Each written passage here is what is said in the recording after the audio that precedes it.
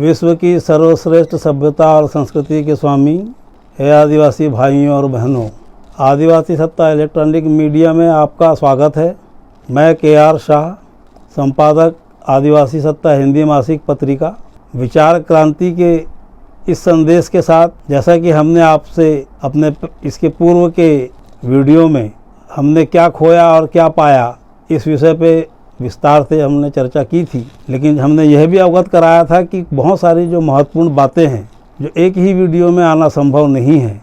और उस वीडियो के जारी होने के बाद मुझे व्यक्तिगत रूप से देश के सैकड़ों लोगों ने मुझसे संपर्क किया और यह आग्रह भी किया कि वो जो शेष बातें जो हमारे समाज तक पहुंचनी चाहिए, आप उसे दूसरे भाग में तत्काल समाज के बीच में लेकर के आएँ।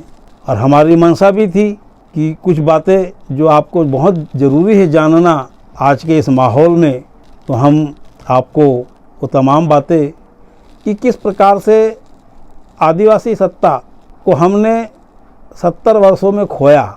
हमने अपने जल जंगल ज़मीन तो खोई ही, लेकिन हमने साथ में अपनी आदिवासी सत्ता को भी किस प्रकार से खोया और खोते चले आ रहे हैं।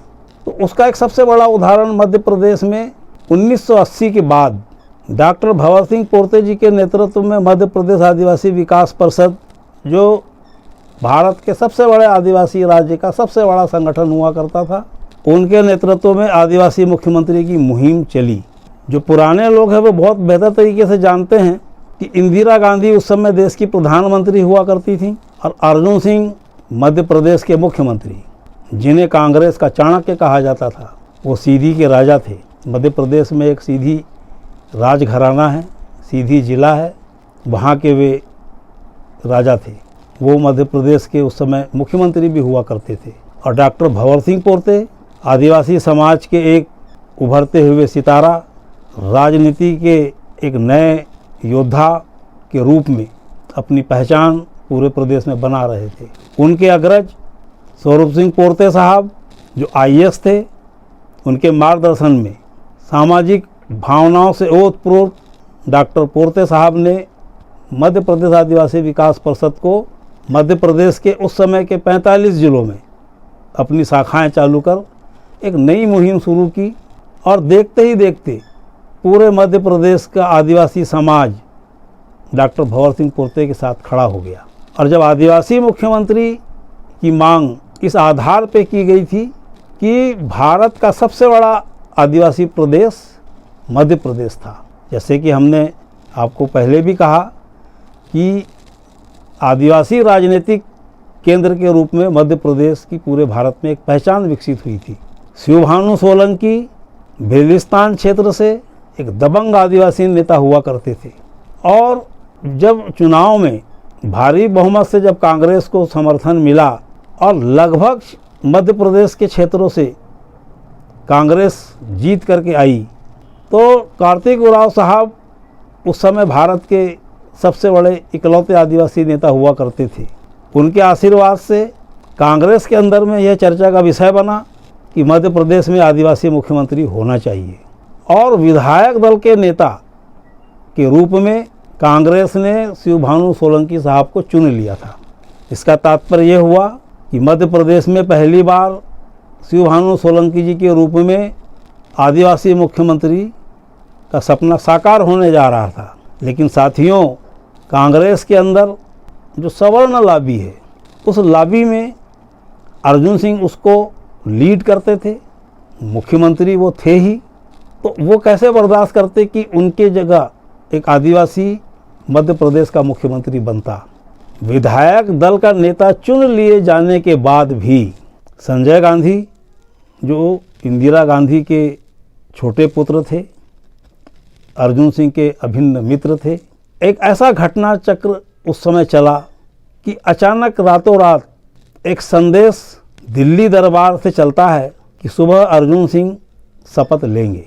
मध्य प्रदेश के किसी विधायक को ये बात की जानकारी नहीं थी। पूरा मध्य प्रदेश यह जान रहा था कि सुबह की भोर में शिवभानु सोलंकी जी मुख्यमंत्री पद की शपथ लेंगे और शपथ लेने के लिए अर्जुन सिंह सामने खड़े थे। तो साथियों, इस घटनाक्रम को लगभग एक लंबा अंतराल गुजर गया। ये घटना 1984-85 के आसपास की है। उसी सदमे में शिवभानु सोलंकी साहब को हार्ट अटैक आया और उनका निधन हो गया। एक सितारा जो मध्य प्रदेश में आदिवासी मुख्यमंत्री के रूप में चमकने वाला था, वो काल के गाल में समा गया। डॉक्टर भंवर सिंह पोर्ते निशाने में आ गए। डॉक्टर भंवर सिंह पोर्ते को कांग्रेस से बाहर का रास्ता दिखा दिया गया। एक ऐसा उभरता हुआ सितारा जो पूरे मध्य प्रदेश में आदिवासियों की पहचान बन चुका था, एक ऐसा महानायक उभर रहा था इस देश के अंदर में जो आदिवासियों की अपनी अस्मिता के लिए, अपने सामाजिक उसूलों के लिए, अपने संवैधानिक अधिकारों के लिए एक नई राह दिखाने वाला था, उसको कांग्रेस ने बाहर कर दिया। डॉक्टर भंवर सिंह पोर्ते जैसा सितारा, उसे मानसिक रूप से इस कदर प्रताड़ित किया गया कि अंततः उन्हें भारतीय जनता पार्टी की शरण लेनी पड़ी। और भारतीय जनता पार्टी में जाकर के मरवाही विधानसभा सीट से जो कांग्रेस से वो जीता करते थे, कांग्रेस की वो परंपरागत सीट थी, पोर्ते साहब के अपमान को मरवाही के लोगों ने स्वीकार नहीं किया और उस विधानसभा चुनाव में पोर्ते साहब ने मध्य प्रदेश में एक नया कीर्तिमान स्थापित किया।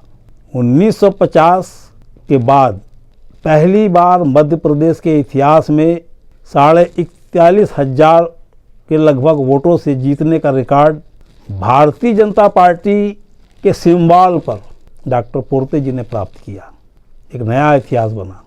लेकिन वहाँ भी क्या हुआ, उस तत्कालीन समय में यह बात सब जानते थे कि अर्जुन सिंह और मुख्यमंत्री उस समय बन चुके थे सुंदरलाल पटवा। भारतीय जनता पार्टी ने कांग्रेस को पराजित किया। लगभग आदिवासी क्षेत्रों में कांग्रेस का सफाया हुआ। वजह थी मध्य प्रदेश आदिवासी विकास परिषद और डॉक्टर भंवर सिंह पोर्ते का अपमान, और मध्य प्रदेश के आदिवासी समाज ने उसका बदला लिया। कांग्रेस के साथ जो परंपरागत तरीके से जुड़ा रहा, वो वहाँ से हट करके भाजपा के साथ खड़ा हुआ और भाजपा को वहीं से ताकत मिली, ऊर्जा मिली, आदिवासी समाज में उसकी पकड़ बनी। पर भारतीय जनता पार्टी ने और उनके मुख्यमंत्री सुंदरलाल, उन्हें उप मंत्री का दर्जा दिया, डिप्टी मिनिस्टर। डॉक्टर पोर्ते साहब का प्रमोशन होना चाहिए था।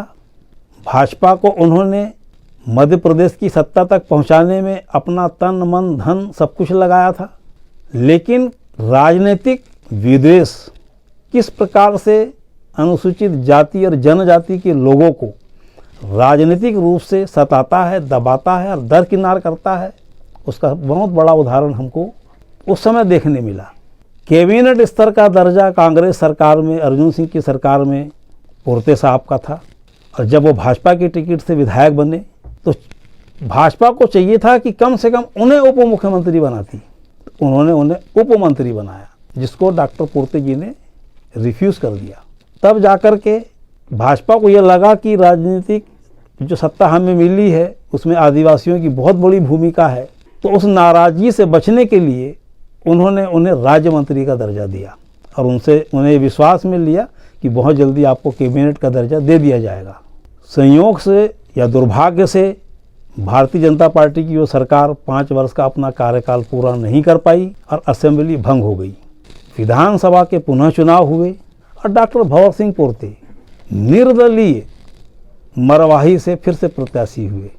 अब उन्हें ये समझ में आ गया था कि ना तो कांग्रेस में और ना ही भारतीय जनता पार्टी में आदिवासियों की अपनी कोई राजनीतिक पहचान खड़ी हो सकती है। यह बात उन्हें राजनीतिक अनुभव के रूप में उन्होंने स्वयं देखा, झेला, भोगा, और वो निर्दलीय प्रत्याशी के रूप में खड़े हुए और उस चुनाव के दौरान ही उनकी आकस्मिक मृत्यु होती है। यह आदिवासी समाज का राजनीतिक रूप से सितारे का अस्त होना हुआ।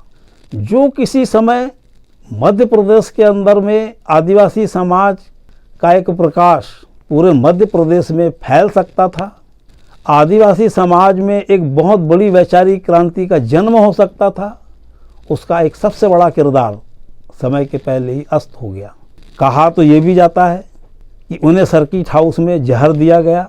चर्चाओं में ये भी रहा कि पोर्ते साहब ने खून की उल्टियाँ की थी, लेकिन सत्ता में बैठी हुई सरकार ने जबकि हम सब जानते हैं और आज हम बहुत बेहतर तरीके से जानते हैं कि सत्ताएं किस प्रकार से सब कुछ बदल देती है। आज तमाम इस देश के लोग, हमारे समाज के तमाम लोग बहुत बेहतर तरीके से इस बात को अब जानने लग गए हैं, वाकिफ़ हो गए हैं कि सत्ता में बैठे हुए लोग किस प्रकार से अपने पावर का उपयोग और दुरुपयोग करते हैं।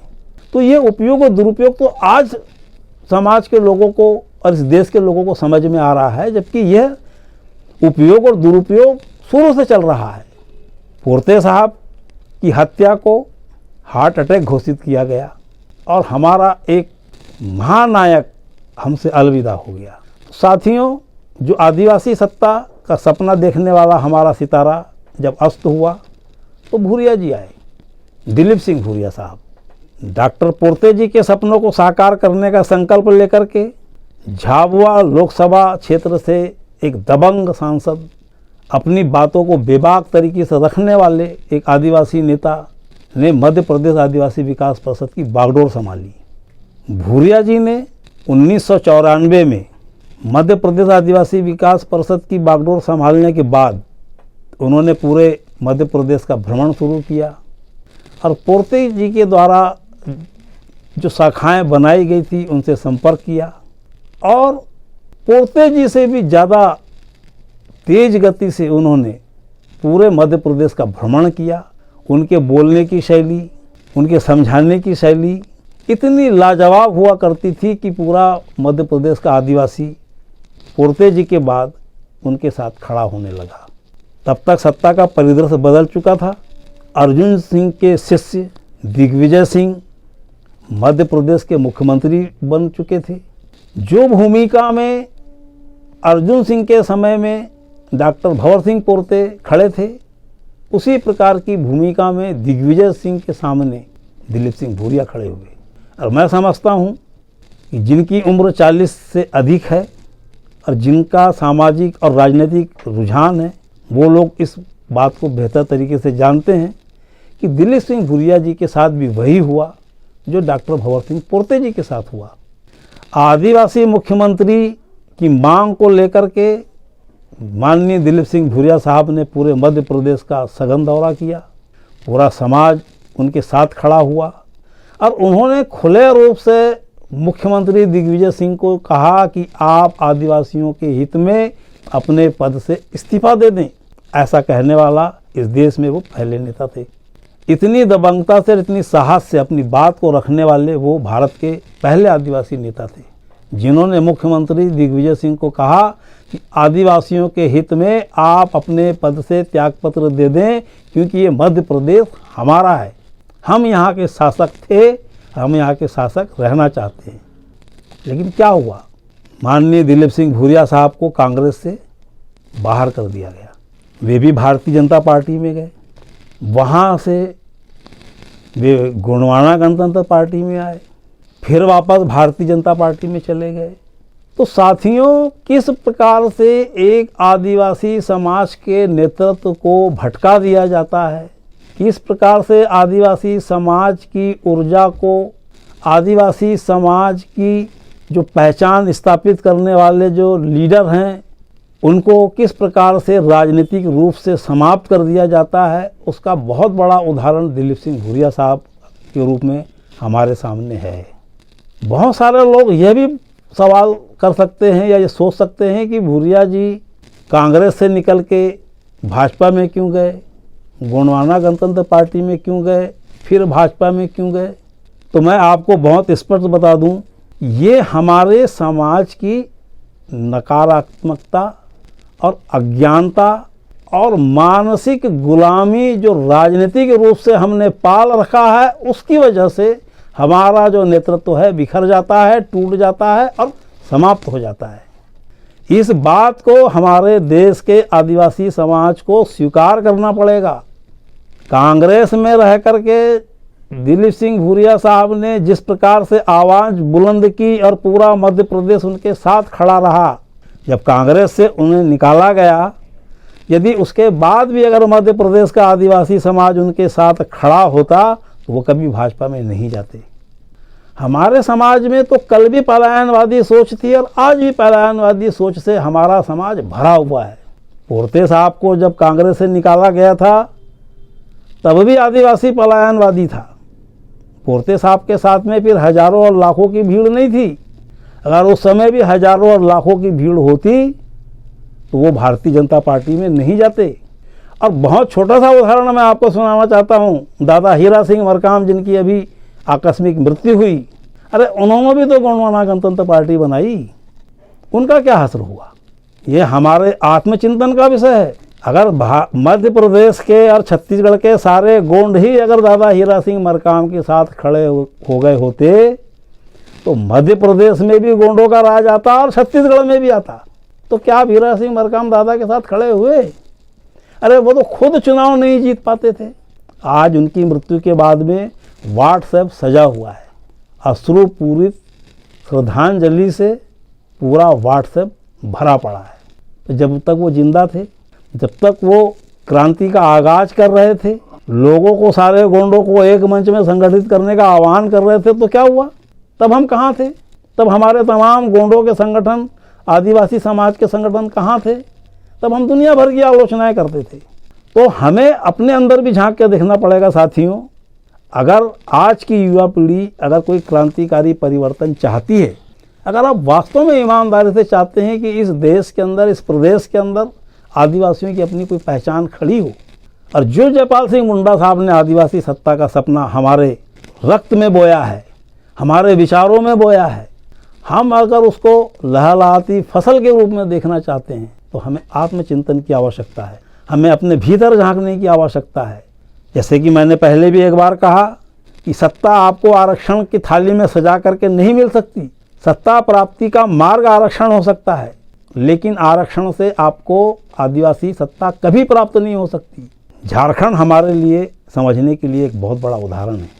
साथियों, शिबू सोरेन साहब की उम्र जब 15 साल की थी, वो तब से झारखंड मुक्ति मोर्चा के लिए लड़ रहे थे। अब वो लगभग 80 साल की उम्र के आसपास पहुंच गए हैं। अब अभी उनको जाकर के पहली बार एक बड़ी संख्या में बहुमत मिला। 1935 में शुरू हुआ झारखंड का महासंग्राम 2018 में आकर के सफल होता है। छत्तीसगढ़ में और मध्य प्रदेश में क्या आदिवासियों ने इस प्रकार का कोई महासंग्राम शुरू किया? क्या लड़ा? और क्या समाज पीछे खड़ा रहा? तो यह हमको नकारात्मक उत्तर मिलते हैं। तो हमको आदिवासी सत्ता चाहिए, विचारों की क्रांति आएगी, समाज में जागरूकता आएगी। तो उसके लिए हम क्या कर रहे हैं?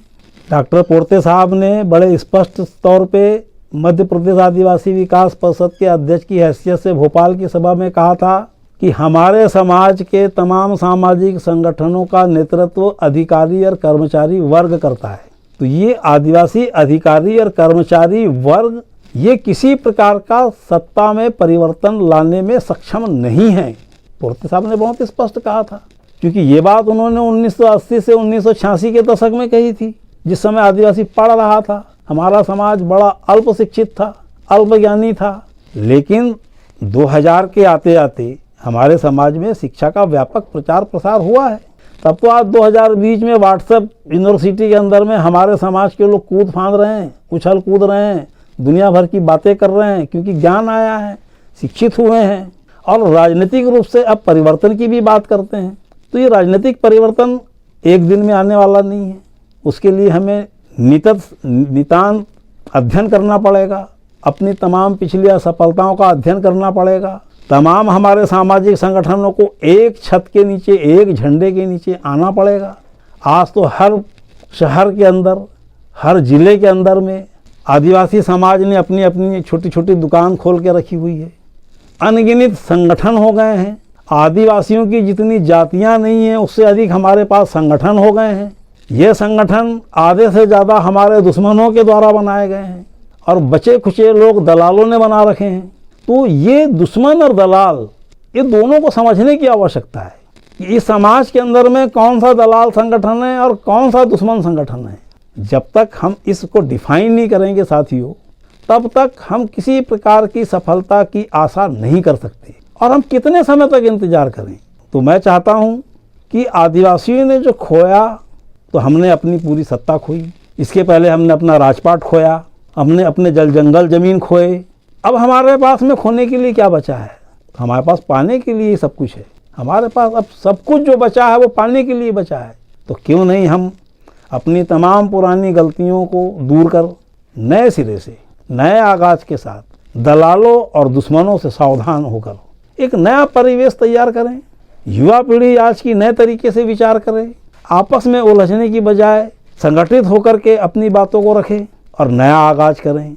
हम चाहते हैं आने वाला मध्य प्रदेश और छत्तीसगढ़, जो अपनी आदिवासी पहचान के रूप में पूरे भारत में जाना जाता है, पहचाना जाता है, स्वीकार किया जाता है, कम से कम इन 2 प्रदेश के अंदर आदिवासी समाज अपनी विश्व विख्यात सभ्यता और संस्कृति के दम पर अपनी जातीय हीन भावनाएं, क्षेत्रवाद और मनमुटाव को दरकिनार करके एक तीर एक कमान, सब आदिवासी एक समान के नारे को सार्थक कर ले तो सत्ता आपसे दूर नहीं है। तन की सत्ता, मन की सत्ता, धन की सत्ता जो आज हमारे पास में नहीं है वो हमारे पास होगी। साथियों, मैं समझता हूँ कि जो बातें इस दूसरे वीडियो में हमको आपको बतानी थी कि किस प्रकार से हमारी राजनीतिक असफलताएं हुई, अपने इस वीडियो को पूर्ण करने के पहले मैं सिर्फ सलवा जुड़ूम पर एक छोटी सी बात वो भी बता दूं कि किस प्रकार बस्तर तबाह हो गया। 2004 में सलवा जुड़ूम को प्रारंभ करने के बाद और सुप्रीम कोर्ट के आदेश से उस पर जब रोक लगी, उसके बाद सुप्रीम कोर्ट के हलफनामे में भारतीय जनता पार्टी की रमन सरकार ने सुप्रीम कोर्ट को बताया कि 52,000 के लगभग आदिवासियों को सरकार ने शिविर में रख करके बचा के रखा है, 52,000 के आसपास। अब वो 52,000 आदिवासी 2004 से शिविरों में रह रहे थे। 16 सालों के बाद भी शिविर समाप्त नहीं हुए। 2018 में छत्तीसगढ़ में सरकार बदल गई, शिविर जस के तस हैं। पिछले विधानसभा में, छत्तीसगढ़ की विधानसभा में गृह मंत्री ने अपने वक्तव्य में बताया था कि लगभग 16 से 17,000 लोग आज भी शिविर में रह रहे हैं।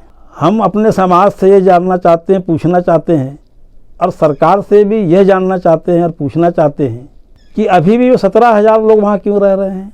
भाजपा की 15 वर्ष की सरकार ने शिविर से निकाल करके उनके गांव नहीं बसा पाई, सरकार बदल गई। अब यहाँ पर छत्तीसगढ़ में कांग्रेस की सरकार आ गई। इस कांग्रेस की सरकार को लाने के लिए आदिवासी समाज ने अपना भरपूर स्नेह दिया, भरपूर समर्थन दिया और आज माननीय भूपेश बघेल जी मुख्यमंत्री के रूप में विराजमान हैं। उन्होंने भी आते साथ बड़ी लंबी लंबी घोषणाएं कर दी है, आदिवासी हितों में बड़े ऐलान कर रखे हैं। क्योंकि अभी हमें देखना है कि वो अपनी घोषणाओं को किस प्रकार से आगे चल के मूर्त रूप देते हैं। पर उन्होंने अभी तक जो घोषणाएं की थी उसका कोई अमल इन 2 वर्षों में तो दिखाई देता नहीं है। उन्होंने कहा था कि जितने भी आदिवासी लोग छोटी मोटी धाराओं में जेलों में बंद हैं उन्हें रिहा कर दिया जाएगा। 2 साल हो रहे हैं, 2 आदमी भी रिहा नहीं हो पाए। शिविर में सरकार कहती है 16-17 हज़ार लोग अभी भी रह रहे हैं। इन 2 वर्षों में वो अभी तक रिलीज नहीं हो पाए हैं। नगर नार संयंत्र को केंद्र की भाजपा सरकार निजीकरण करना चाहती है। इस प्रकार की तमाम बातें समाचार पत्रों के माध्यम से आ रही है। तो समाज भी उस प्रकार की तैयारी करे और राज्य सरकार भी उस प्रकार से आदिवासियों के साथ खड़ी रहे कि नगर नार संयंत्र शासन के पास रहे, उसका निजीकरण किसी भी कीमत पे ना हो। और सलवा जुड़ूम में जितनी तबाही बस्तर की हुई, तो कांग्रेस की सरकार अपने आने वाले समय में उन गांवों को फिर से हरा भरा करे जो उजाड़ दिए गए थे। वो सैकड़ों आदिवासी जो बेघर हो गए थे उनके लिए एक बड़ी कार्य योजना लेकर के काम शुरू करे। क्योंकि कोरोना महामारी के चलते 2020 का जो ये वर्ष है यह प्रभावित हो चुका है। तो 2021 में हमारा समाज मिल करके इस छत्तीसगढ़ के अंदर में विशेषकर हम सामाजिक क्रांति का बीज बोएं, मावा नाटे मावा राज के सपनों को साकार करने की तैयारियां अभी से शुरू करें। इसी आशा और विश्वास के साथ कि आपको हमारा ये वीडियो और हमारा यह वैचारिक संदेश पसंद आया होगा। हम इसी प्रकार से विशेष विषयों को लेकर के आपके सामने हर सप्ताह रूबरू होते रहेंगे। आप इसे सब्सक्राइब करें, शेयर करें, लाइक करें और ख़ास करके व्हाट्सएप ग्रुप में इसे अवश्य प्रेषित करें। इसी के साथ मैं अपनी वाणी को यहाँ विराम देता हूँ साथियों। सेवा जोहार। जय भीम, जय गुणवाना, जय आदिवासी।